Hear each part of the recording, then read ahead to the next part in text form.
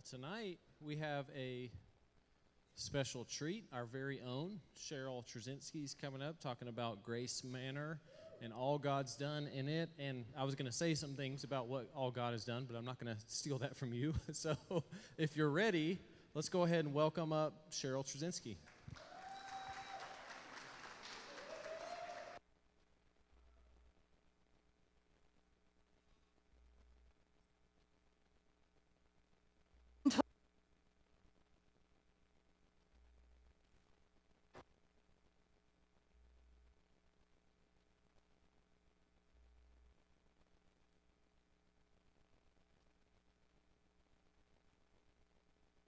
Oh, there we go.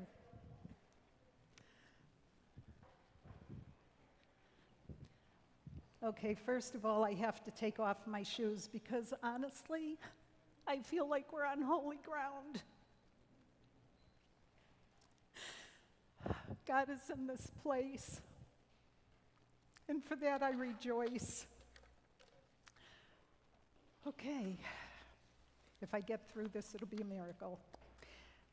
But isn't God the God of miracles? And He is able when we are not. Do we have a slideshow? Oh, there it is. All right. First of all, Ephesians 3:20 tells us, "Now to Him who is able to do exceedingly abundantly above all that we ask or think, according to the power that works in us." Just like Ricky, just like Grace Manor, just like everything that we face, God is able to do exceedingly abundantly more than we can ask or think. And I am standing on His promises tonight, because I have found Him to be faithful in my life time and time and time again. Okay, slide number 3. You may know some of these people. So we started out in 2023, and many of you have heard me say this, I didn't want to do food. I prayed really hard, God, please don't let it be food. It's food.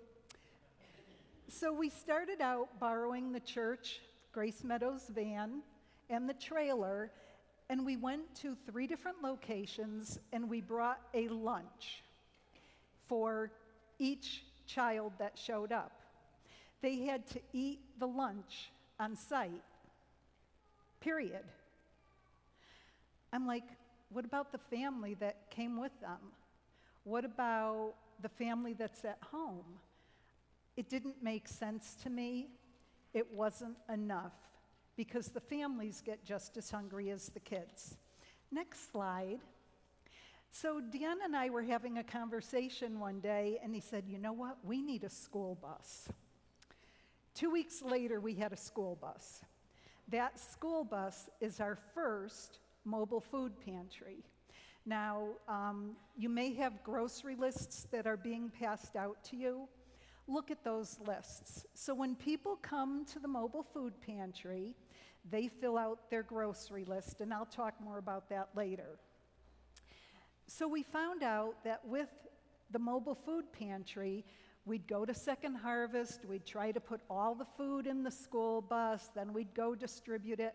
We were exhausted by the end of that adventure. So we prayed, and I happened to be at Second Harvest one day and ran into our program director, and I said, Layla, we need a truck. We need a big truck. She said, tell me all about it. Write me a quick little grant, get it in the mail to me, email. 3 days later, we had $45,000, and we bought our Ford F-750. And the glory of it is, I can drive it. Be afraid, be very afraid. Not only that, but it has a lift gate, so we don't have to climb all the way up into the truck, and we're able to distribute food from the truck as well as the bus. We take all of the extra food with us when we distribute which now we're doing on Tuesdays. And if for some reason we can't take the bus because we don't have a bus driver, we can still take the truck and still be mobile and still feed people. So it's really opened up a whole new avenue of service for us. And then we have this little Nissan Frontier. It's really my truck, but it gets used for Grace Manor all the time, so it's part of the fleet. And we started out with a van and a trailer borrowed. Less than 3 years later, this is what God has provided. He is a good, good God. So, okay, next. So what do we do? People ask me that all the time. What do? You feed people? We do a little bit more than that. And again, because we are mobile, we can go where the need is the greatest. And I'm reminded frequently, Jesus didn't have a home. He went to where the need was. He was in the trenches. He was in the caves. He was in the synagogue. He was where people needed his touch. So we helped with disaster relief. The day after Helene, we were down near Jackson Bridge, and we were trying to do the best we can to help folks down in that area. Next. We also pass out clothing. People, we have a God that has a sense of humor. He knows the need before it's spoken. And oftentimes people say, can you use this? Or what about that? And I'm like, well, I haven't heard of a need yet, but yeah, we'll take it. So we started out with just a small space collecting things. We now have 2 storage units full of stuff. So if anybody needs anything, let me know. We probably have it. So we try to meet the need of the people that we serve. And it's not always food. Food is usually the easiest thing to recognize, but there's deeper things going on. Vivian had a chat with a gal we met yesterday. We were at Jonesboro Elementary School. She teaches at Jonesboro Elementary School. She was walking by, and she had a young boy with her, and you could just tell there was something going on with her. And Vivian started conversation, as Vivian often does. Come to find out, she had just left the hospital where her daughter had a heart attack.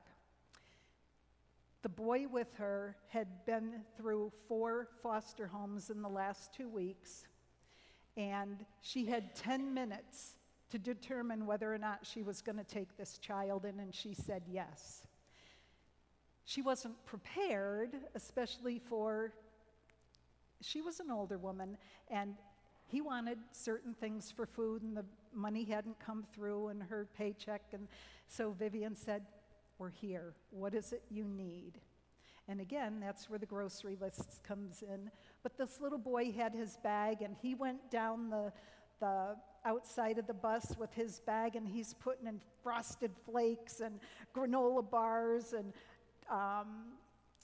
goldfish and everything else he could find that he liked. So she was so appreciative, and it just, for that one moment, if she was the only person that showed up that day, we were doing what we were supposed to be doing.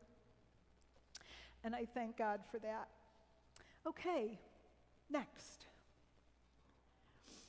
So we have a lot of community partners, people that we work with. Milligan College, their OT department, comes and volunteers with us. Ashley Academy has come out and done some things with us. JAMA. So we had established 13 pantries, food pantries in local schools. JAMA decided they were going to take over Jonesboro Elementary School and Davy Crockett High School. Woo, woo. So they saw the need, and they were willing to step up and meet that need, which thrills me to no end. We work with Renaissance Bank very closely. Praying Pelican Missions, Heidi's House of Hope, Eden Methodist Church, Ballad Health, Grace Meadows. We're in the process of working with Revive on a project. And so when people come to us, we also try to meet, again, the needs that they have. It's not just food, it's not just clothing. So we have energy assistance information that we share. We have dental care for people over 65. And my sister was very helpful yesterday. We had a lot of leftover produce, and it just won't last until next week in this heat.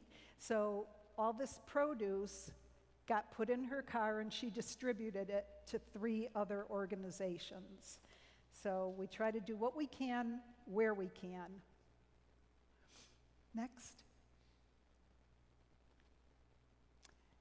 And heaven forbid we don't have Christmas for people.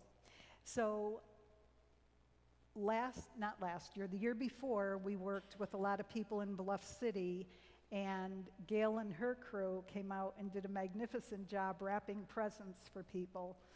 We were going to do the same thing this year, but with Hurricane Helene, there was just such an influx of bounty for kids that we didn't do our normal Christmas thing.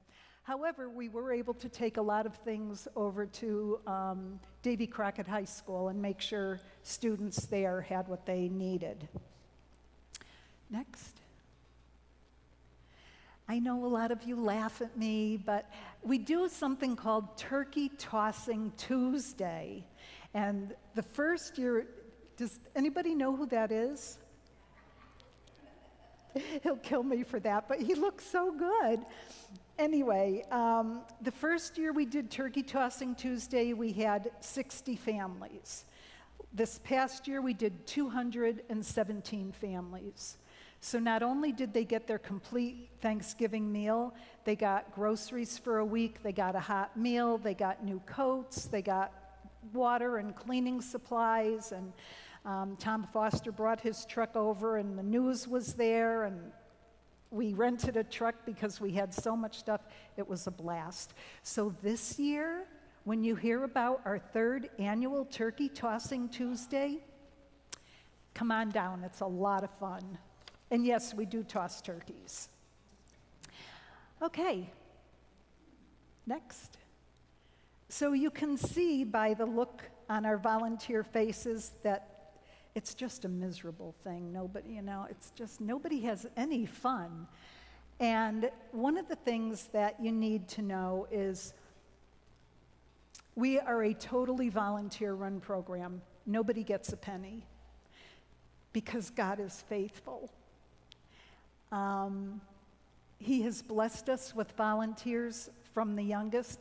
So Josh, Peggy and Ed's grandson, usually drives the bus, and he has a daughter, Dafine, and she's about yay high. And Dafine will often be on the bus pulling cans to help Mom put them in the bag so we can distribute the food. So it doesn't matter how old you are.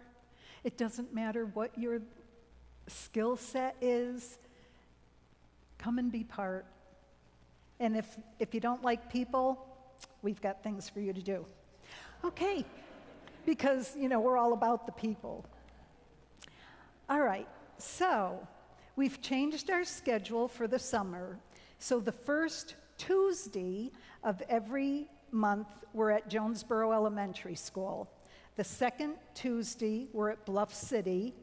The third Thursday, we're at Daniel Boone High School, and we just partnered with Eden Methodist Church, and we're going to be on their new property down on Route 107, the fourth Tuesday of the month. We're really excited about this partnership. I have to tell you that we see a lot of the same families every time we're at a specific location. They come, we know them by name, we've prayed for them, we've laughed with them, we've cried with them. And I've shared with a lot of people, this is church. These people may never walk through the doors of this church. They may never walk through the doors of any church, but it's church. And when I talked to Mitzi and Keith, I think, from Eden Methodist Church. They got it. They want to be the voice of Jesus when we serve. And we've talked to Revive about this, so we're still in the process, but we're hoping that we can distribute food, Revive can bring a meal and physically feed them, and then Eden Methodist Church will do praise and worship. So we're working on doing that once a month. We're excited. Next. Okay, so because we have so many things in the works, yes, we feed people, but we also have provided opportunities for people to learn new skills. So we have been gifted some property, and we've created Alleluia Acres. And on Alleluia Acres, Alleluia because whose favorite word was Alleluia? Anyway, we have Alleluia Apiary, which is our beehives. We have Alleluia Community Garden, and we have the Alleluia House. And I'll talk about those as we get to those. So again, if you don't like people and you have some skill sets and you want to be involved in gardening or electric work or, we can find something for you to do. And we need a lot of prayer cover because they gave me the job of talking about this thing, so, we could end up anywhere. Okay, next. So again, if you look at some of these pictures, you can tell people really don't like to be about God's work. And you can see age doesn't matter, skill set doesn't matter, whether you come for an hour or a whole day. But I have to tell you, if you come a third time, you're addicted and you may need mental health care. So, and it doesn't matter what it is you're doing, because not only are you serving, but you're being served. I've had volunteers in tears thanking us for giving them the opportunity to be about God's business. And they said, we get blessed more than you'll ever know. And again, it's people like this teacher. I can give you story after story after story of how our volunteers met a need right there, right in that moment. And it not only changed the individual's life who was being served, but it changed the volunteer's life. So we try to have fun. And I was told that people like numbers. I'm not a numbers person, I'm a people person. Numbers, it's like a different language for me. Next. But I put some numbers together. So we have established 13 in-school food pantries. That means we've gone into the Washington school system, Washington County school system. We've brought our program coordinator from Second Harvest, and she has put her stamp of approval on these food pantries.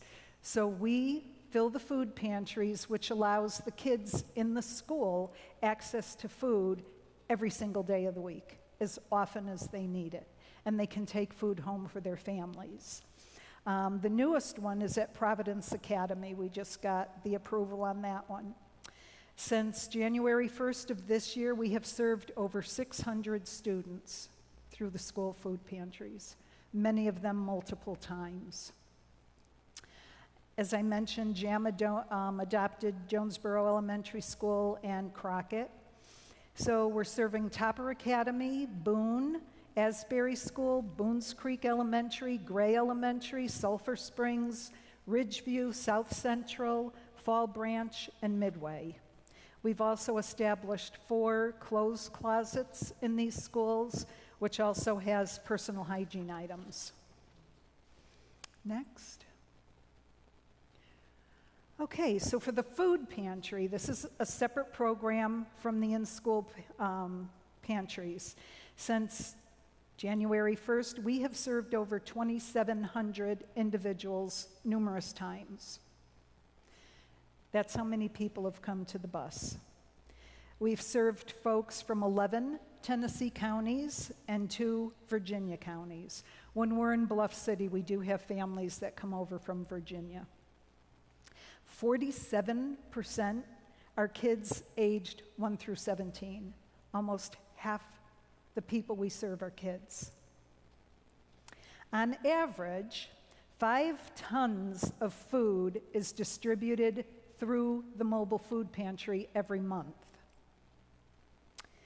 Our cost is approximately $2,200 a month for that food, which equates to about 22 cents a pound.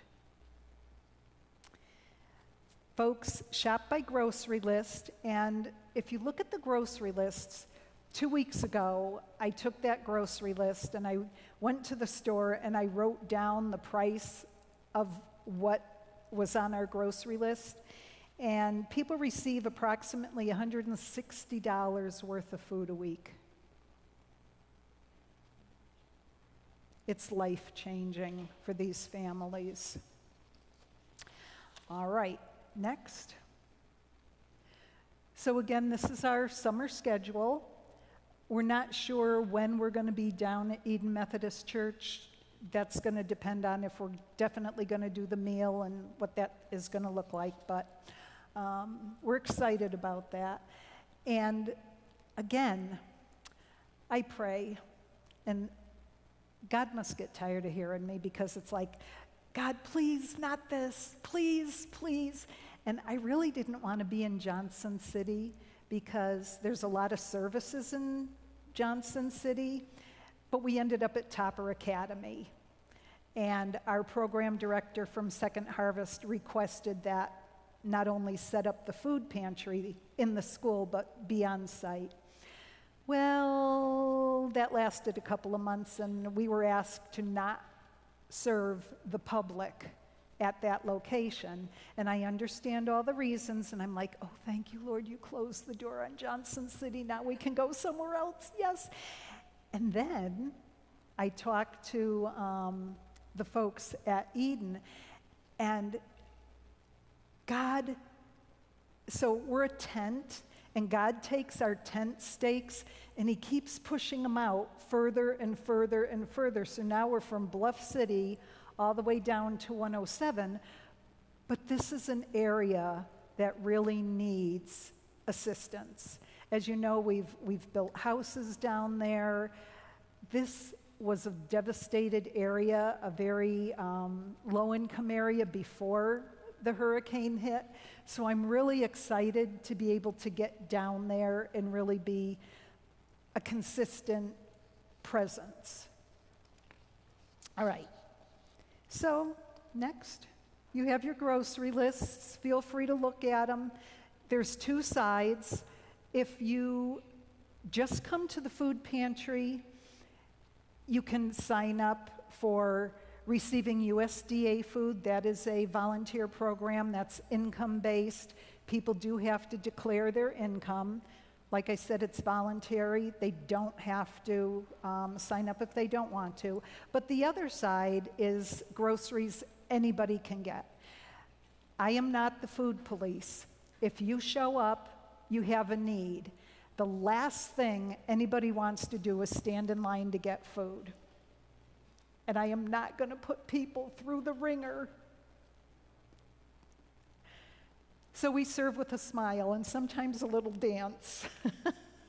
Don't look at our Facebook page, it's kind of funny. Anyway, it's Vivian's fault. Next, everybody's going to go look now. So, this is our Alleluia garden. And it's a community garden. It's 28 by 36 feet. We worked with Praying Pelican Missions. They came up. We worked with a group of kids. God bless these kids. Some of them never swung a hammer, but you know what? They did a great job. They really did a great, great job. Next. So the garden is an educational tool. Everything in the garden has been planted companion plantings. Each bed is different. We have the straw bale gardens, which is another way of planting. We have the raised beds. And we've had 2 people come and actually check out our gardens and go, oh, we want to do that. I said, we can help you. Heidi's House of Hope, they have 47 acres over on West Watauga.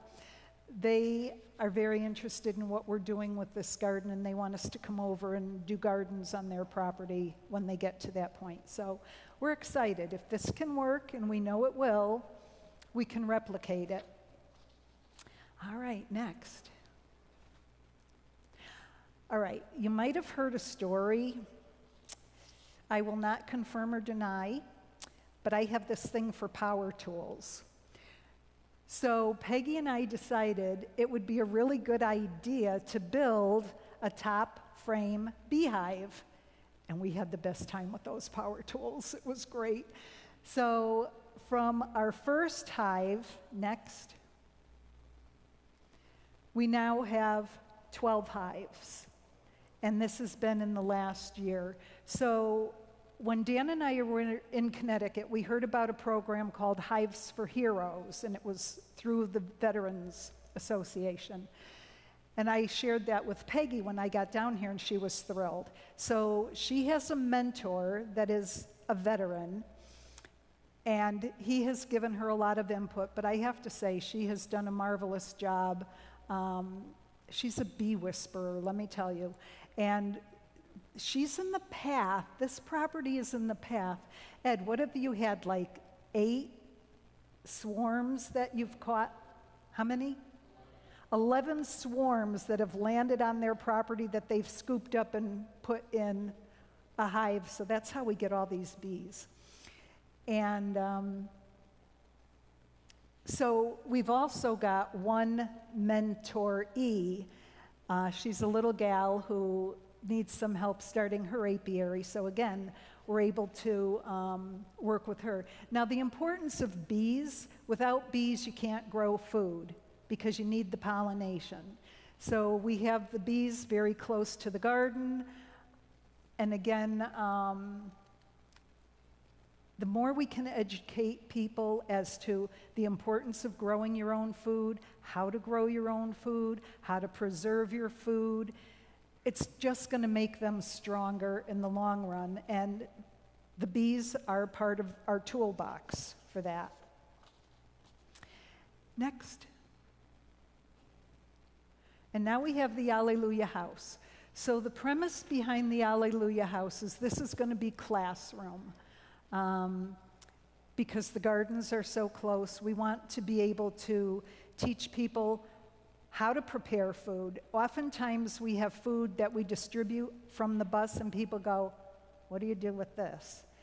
For example, hominy. People like, what do we do with hominy? So we made a hominy soup, but we also made a casserole and we passed it out and we said, this is the food we used from the bus, this is how you make it, and enjoy it.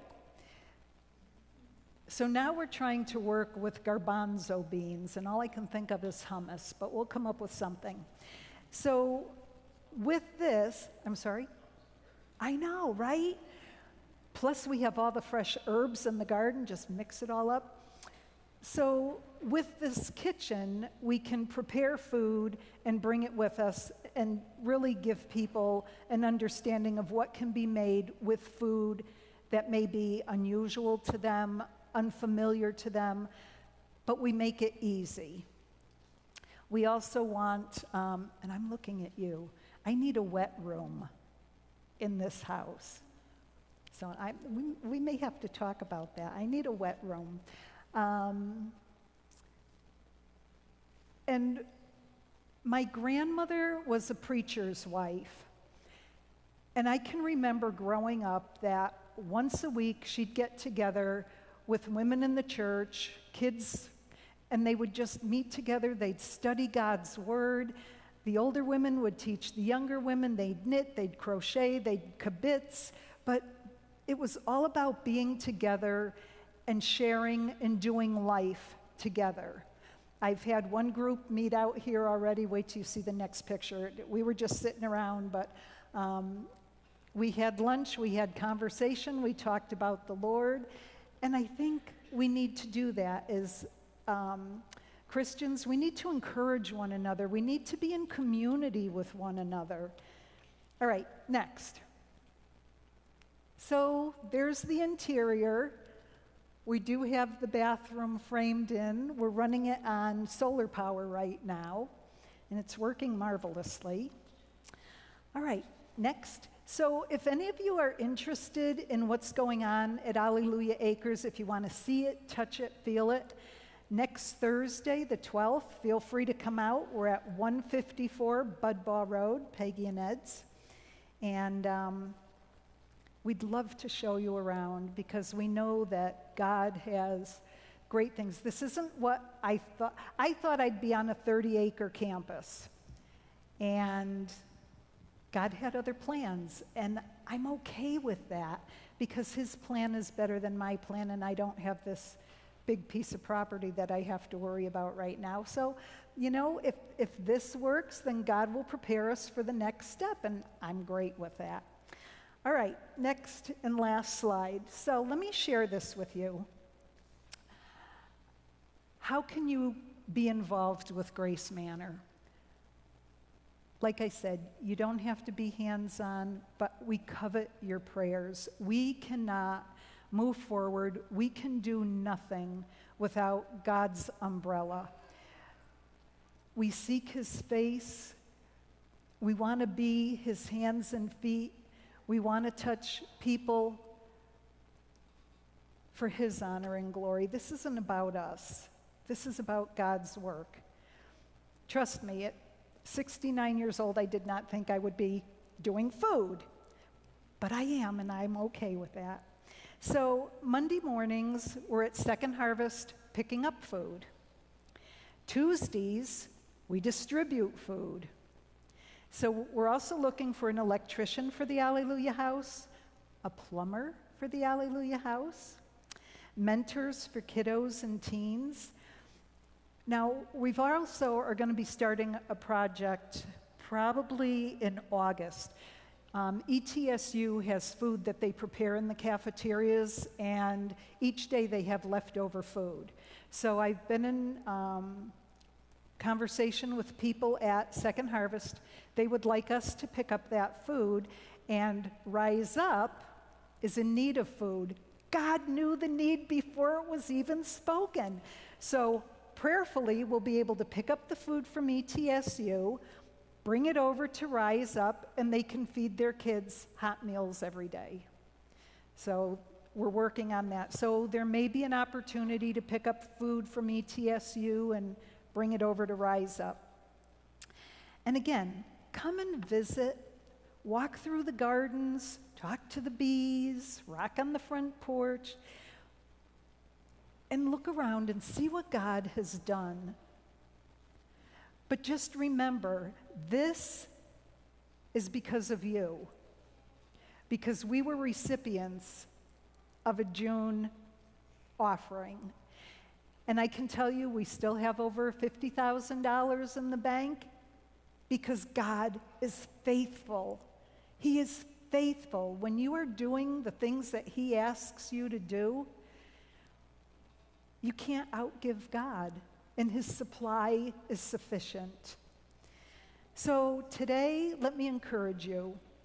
Allow God to refresh you and restore you. Lives are being changed through this ministry, and we invite you to be part of that radical change, not only for the people that we serve, but for you. Thank you for listening to me. I didn't keep you until tomorrow mornings. I could have.